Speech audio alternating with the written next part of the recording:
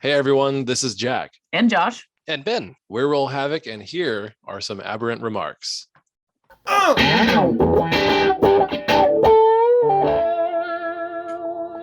right, guys. I'm glad you're here. I have something I really need to discuss. This is very important. Is this about your drinking? Because we've been meaning to say something for a while. That I need to do more of it? Oh. Yes. Oh yeah. Yes. Yeah, probably. we live in the mecca of craft beers. We need to drink more. I know it's true. Anything else bothering you though? There's a lot bothering me. But what I wanted to talk about was first, let's just do this start as a question. Ben, do you remember this character we talked about before? His name was Duracon.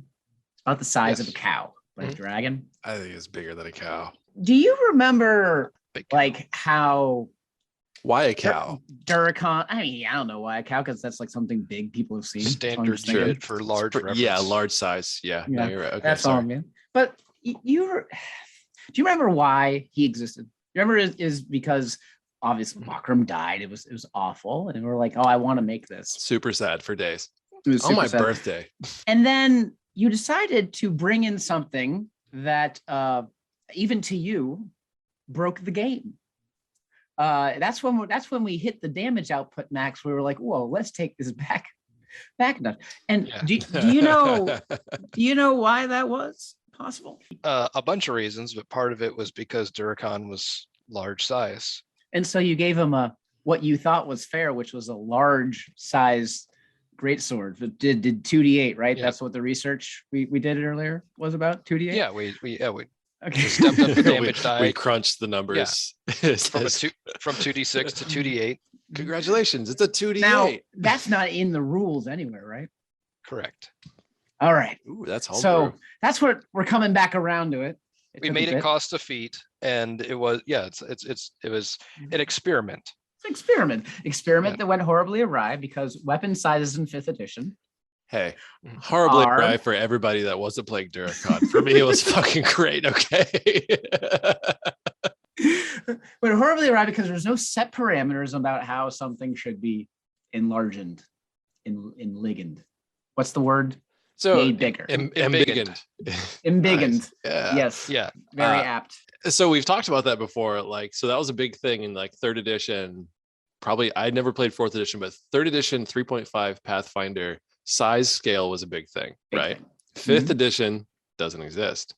With the concept of Duracon, we were just like, how cool would it be to have just like a giant or a large sized dragon? So in 3rd edition, to get a weapon that's two-handed that does 2d8 as a medium-sized character, okay, you have to take another weapon proficiency with a heavy version of a bastard sword. Ooh, something that was a D10. Exotic weapon proficiencies. One of the weirdest things in 3rd edition, but honestly, because it applied to all the cool weapons. So you think about that made it so that you had either a gold or a platinum sword because it had to be heavy, and you learned how to use it. Now you could do that in one hand. However, if you had taken a feat prior to that called exotic weapon proficiency bastard sword, then you could hold that in one hand for itself. Then you take the exotic weapon proficiency heavy bastard sword, and now you're holding 2d8 in each one of your hands. All right. And then you take 2 weapon fighting. And then you start hitting something for basically 10 attacks in a round with 2d8. So that was broke then. And just giving you a large size greatsword 2d8 in one hand is what breaks the game now. So there's obviously a lot of satisfaction differences between what you're trying to do in the different systems, right? Yeah, there's some interesting kind of assumptions of what's going on. Part of 3rd edition was they built it with system mastery in mind, where you figured out these cool combinations of feats and made your character more powerful. That was intended. You could build a character that sucked versus a character that was optimized and really powerful. And 5th edition, they tried to scale that back a lot. It's harder. All the subclasses are pre-made. You don't select, you don't have as many choice options, which means it's harder to select a bunch of bad choices in a row. And also, there's no official race or ancestry that makes you large size. It's not a part of of the rules is written for player characters, which means wielding larger than normal weapons, isn't? And also, in fairness for Durakan's damage output, he also had it was not only a large greatsword, it was a flame tongue greatsword. So it's 2d8 plus 2d6 with fighter, and when you stack that with all the extra attacks that fighters get, it's interesting where certain things break the game. I was being a little extreme. Flame tongue was normal. That's all. Flame tongue was a normal thing. I think so. One thing that we looked at is that compared to both Bakram and Durakan, Bakram and Rurik and Asterio, is that Durakan was super vulnerable as a fighter. Yeah. Like he didn't have like a super high AC. His saves were like, if it wasn't a strength or a con save, he was screwed. Mm-hmm. So like there was that like balance where it's like, okay, like, yeah, Bakram might not be putting out as much damage, but you can't, like, Bakram is so hard to hit with anything. Well, yeah, I mean, we noticed that by the amount of times that Durakan actually went down or almost down in a fight, whereas like this doesn't happen normal. We need the regular brother back. But that was just an example because, guys, I just missed monkey grip. Monkey grip. I just missed monkey grip. Like, and I think there could be a way to fix it. I mean, also like there's a balance to the way they even design weapons. They don't have exotic weapons that are just better. There's a YouTuber named Zipper on Disney who did a video about making your own weapons and basically kind of shows like the formula that 95% of the weapons in D&D work with. Like martial weapons do a D8 damage if they're heavy, and then they go up a damage die. If they're finesse, they go down a damage die. Like there's math for it. It's kind of interesting that they haven't done much to break that. It's kind of one of the weird things where all these weird subclasses have come out. You can play a warlock devoted to all kinds of different otherworldly patrons, but every single D&D world, you can buy a longsword for 15 gold pieces. Like the economy of D&D is immutable. How you does the different anime ridiculous levels you can build your character, sky's the limit. So it's a weird balance narratively there, how they want to. That's changed a lot since third edition, because you look at the formula for weapons now is very much like that, where it's like, all right, your martial weapons are a D8 and you get to pick, like, do you want the bludgeoning flavor? Do you want the slashing flavor? Do you want the piercing flavor? D8, 5 foot range. And then they have very little variance between, like, okay, if you want the finesse weapon, it's a D6 and you can do sneak attack with it. That's the whole point there. But in like third edition, you had so many different types of weapons. You had reach weapons, you had like grapple weapons, you had heavy weapons. Yeah, you had like two-handed weapons. You had weapons that were made for sundering. You had all these different descriptors for weapons. And ultimately it came down to, in third edition, you were going to specialize if you're going to make like a fighter type character who was like, I'm really good with this one weapon, you were going to get something with the highest die output with the widest crit range. Yeah. And that was a big thing. Crit range isn't a huge thing in fifth edition because they said you only crit on a 20. You only crit on a 20. And it's like, there are no weapons where it's just like, all right, 19 to 20. Because in third edition, you would spend all of your character customization to be like, all right, I want exotic weapon proficiency with this specific thing. I want it to be large size, so that's a feat for that. And then I want to take a feat for the extra crit range. So it's like, with very minimal effort in third edition, you could very easily be critting with a 2d8 weapon on a 15 to 20. Yeah. And that doesn't happen. That doesn't happen in fifth edition. So. It's not supposed to, at least, it's not definitely. Yeah. If it happens, I mean, of course you can make a weapon that does that. But, I think it's actually, there is something that's legitimate about the weapon sizes and like the rules Ben said that they build with, because they do want a game where the person holding the big great sword is a big strong person. They don't want the person with a rapier doing the same damage as that guy is. They want the approach to be different. Yes, like they want the feel of that character. Like, no, to do that, you have to be like graceful, and like there's got to be like a back and forth, and you've got to be good at dodging just as good as you are at hitting, where it's like, no, the other one like necessarily not so much. Just like, makes it like it makes the combat more dynamic as a game, so that it behooves Watsi or whoever who actually builds the game to make it so that everybody doesn't fight the same way, and to make it so that the basic mechanics of the weapons themselves incentivize that. Yeah. So yeah, I mean, I understand that they fixed a lot of the problems in the previous iteration of the game, but I just don't have monkey grip or a rule for it. Like, come on, just say like it goes up a die, it adds a die. Maybe just adds +2 non-magical bonus to damage because it's big. Anything like that would be fine. Yeah. So here's my my thought on an option for it. If you're wielding a weapon that's outside of your bigger than the normal, you pick up a giant sword or whatever, you can do the extra damage, but you don't add your proficiency bonus. I'm not sure about that because it doesn't scale well at higher levels. Like at a higher level, it's a bigger drop in accuracy compared to what you're getting for damage.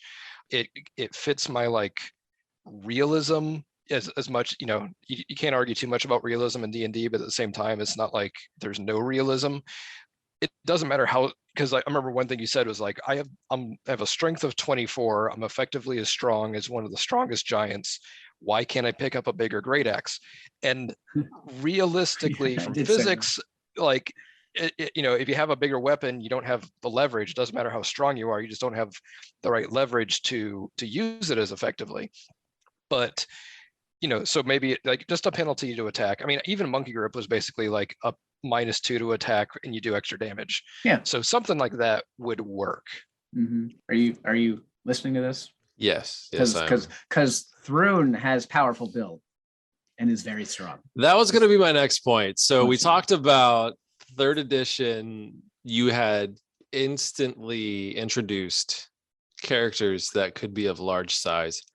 Actually, I think in 3rd edition, the first time large characters were actually introduced was actually in the Psionics handbook, and it was half giants. Yeah. That was the first class the first race where they said, like, this is a powerful build character. They automatically get to use items or carry items that are one size larger than their actual size. Even if they're medium sized, they can use weapons as a large size creature. In 3rd edition and in 3.5, that is broken as fuck. Yes, it is. Yes, it very much is. Especially when you tie it with the fact that half giants are naturally psionic. That's another thing that we don't talk about, and I think Josh and I could probably talk about when it comes to the Faerun Middle Earth game. Yeah. Faerun Forgotten Realms game, because like being psionically active is different in 5th edition because it's not a thing. But in 3rd edition, that was a big fucking deal if you were like large size off the bat and also psionically charged, because then you could use like crystal weapons and you had special defenses against. You're jacked. Yeah, you're fucking dumb. But there's nothing like that in 5th edition.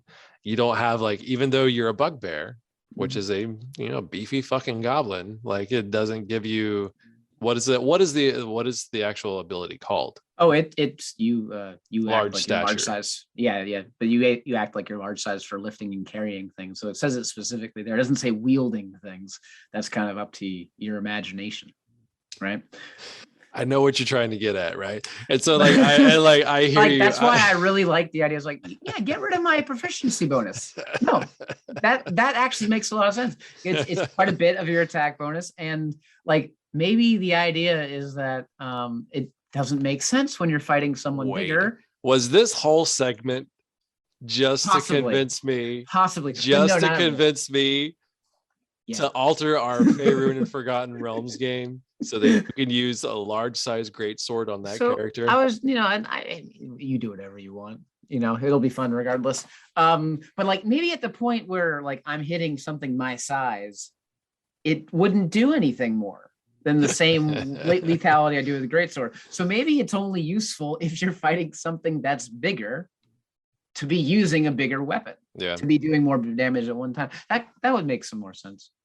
Oh, they also had wield oversized weapon, by the way, which was an epic level feat. So I remember I made a half ogre ranger that was throwing 46 greatswords, like 46 damage greatswords. for a full round of combat because they're like throwing and But turning and nonsense. hey, Yeah. man, third edition was balanced. All right. I thought third edition was balanced when I started playing it, and I like read stuff from the authors later on that like no, they did like minimal balance work compared to fourth and fifth Ooh, edition. at what point did you guys realize that third edition jumped the shark? I just know that right around the time they announced fourth edition, I was not having that much fun with third edition anymore, and I was really excited about fourth edition. Which came out first, Pathfinder or fourth edition? Fourth edition was released first, and then the Pathfinder was announced because Paizo they had been doing Dungeon and Dragon magazines, so they were doubly put out because those magazines were canceled when they announced fourth edition. So they were primed to continue third edition stuff, and since the open game license was still a thing, it totally made sense for them. But yeah, they waited till after fourth edition came out and to kind of see, do we want to go with the much more restrictive licensing to make stuff for fourth edition? And they saw it and they're like, we have so much stuff primed for third edition stuff, let's just keep making third edition products. And that's when they came out with Pathfinder. That's my understanding. Yeah, no, and I honestly, like, here's the thing, every experience I've had with like Pathfinder has been like really cool if you're just like okay with like getting into like a crunchy system. I had to look it up, by the way. I wanted to look up the list of books for 3 and 3.5 to answer your question correctly. And I signaled on it. It's Magic of Incarnum. That is where the game jumped the shark on me. Well, that's partly because they were basically early play testing for fourth edition. Yeah, basically. With that and the Book of Nine Swords. Yeah. Like what different stuff can we do and push the design of Dungeons and Dragons, which obviously is something they embraced a lot for fourth edition. Which is fine. It was just bad smacked on top of everything else we were already dealing with. They're like, another magic system? Another one? Yeah. The big thing about weapon size and things like monkey grip and things like increasing character size, it's all about damage scaling, right? Mm-hmm. This is a big thing in Dungeons and Dragons. It's a big thing in games like Pathfinder. It's a big thing because you have to find a way for other characters to be able to keep up. If you have, okay, so like the balance with Duracon was that he's big, he's beefy, he can go Nova, and then he's stuck there in front of the big bad guy if it doesn't like murder him, right? And so he's vulnerable. Realistically, I don't think that Duracon broke the game at all because he had a 2d8 weapon, so not in that one. Not obviously. in that game. No, not in that game. It's I'd say it would be interesting to see how it worked out. There has to be some. Well, it actually, I guess, depends on the reality. You would be making it into Monster Hunter if you did that, because it's like, well, in this world, everybody's weapons are that big, because eventually everybody who could would be doing it. So there has to be kind of something a little bit unique about the situation if you don't want it replicated throughout all the other monsters. Yeah, and like one thing I keep coming back to and think of it from like a design perspective is like the idea is like, well, I'm really strong, so I should be able to wield a bigger weapon, and that because it's bigger, it should do more damage. And it's like, so because you're strong, you want to do more damage, but you already do more damage because you're strong. I mean, there are systems out there, and I think it's Shadow of the Demon Lord, where your damage die is based on your class. It's just like, was it Shadow of the Demon Lord or was it? No, Dungeon World. Dungeon World. Yeah. And I think 13th Age, I think, does something similar. Shadow of the Demon Lord, you can use actually Shadow of the Demon Lord. You don't add your strength to any damage rolls, but if you're stronger, you can wield bigger weapons. Yeah. Okay.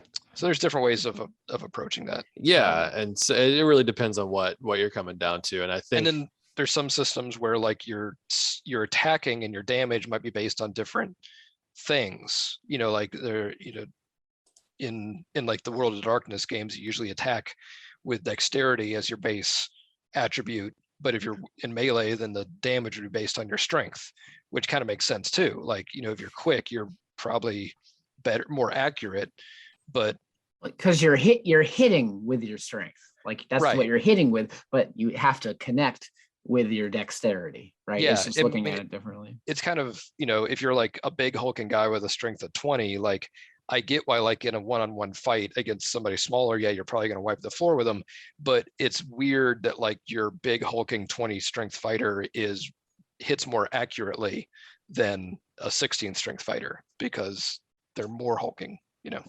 It was because they make a system where the numbers have to go up. They can't just like go up and then sometimes go down because of something and then go back up again.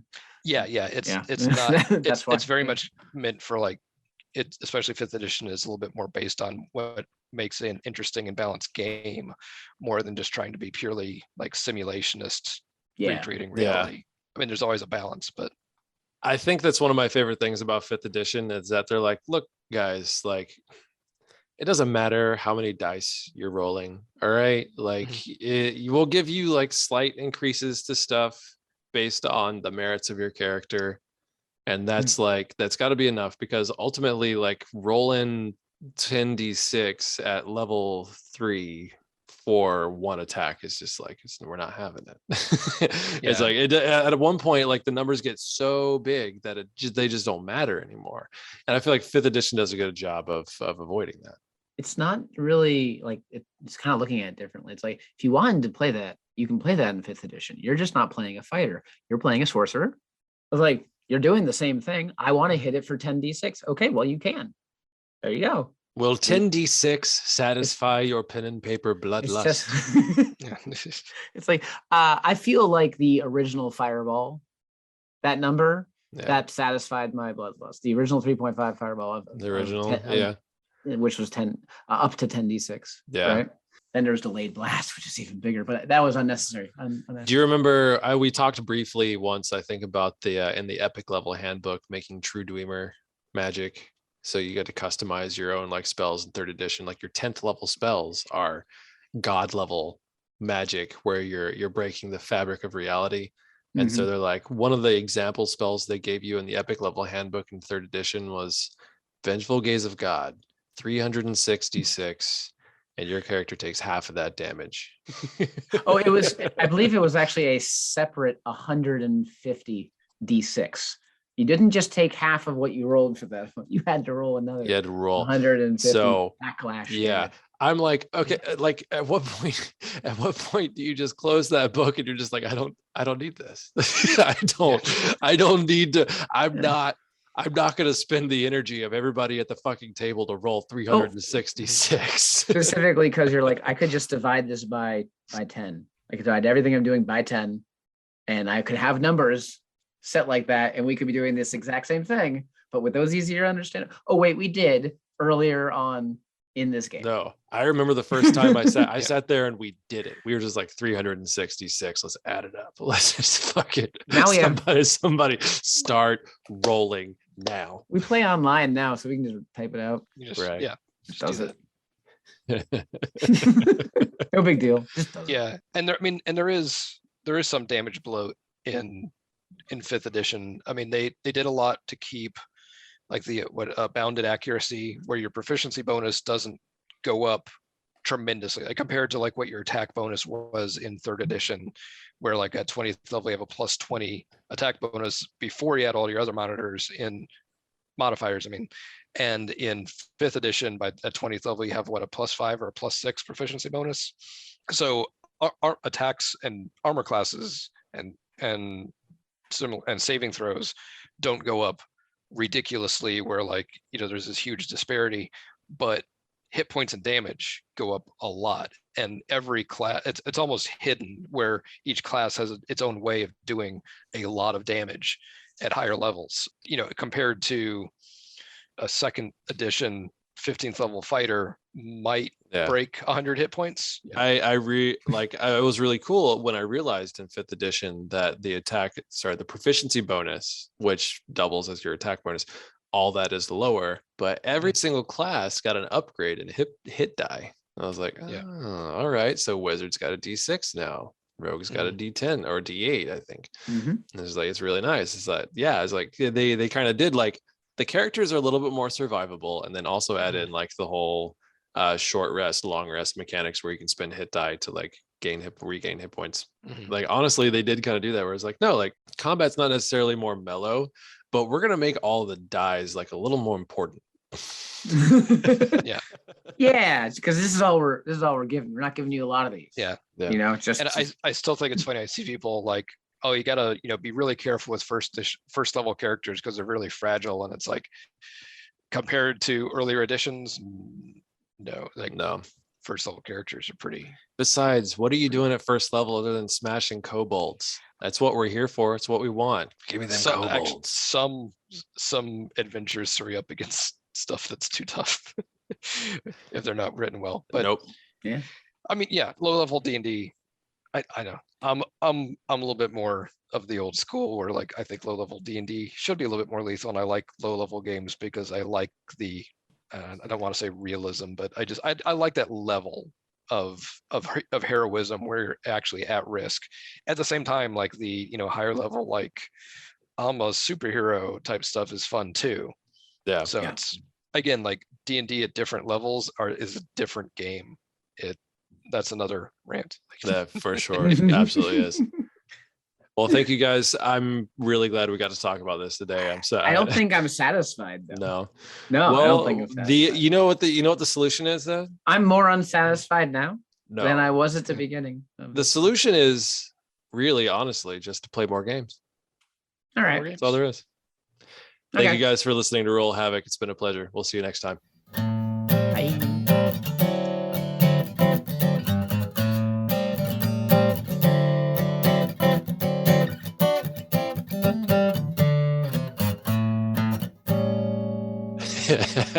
Duracon has that on a t-shirt somewhere. Swollen. You're like, no, everyone is like, he has like his own like weight room or something in the keep, right? Like like we're talking like, so if for him it's a Massive. gymnasium size thing. It's like a 2d6 flame tongue, so it's 2d8 plus 2d6 plus 5. This is No, it's still, not 6 times around. Sorry, 3 times around. Is that not enough? It's still just 3 per round. What do you think that sounds like? I mean, I have a blender. I know. I have a blender. Have you ever thrown an orc into a wood chipper? That's what it would sound like.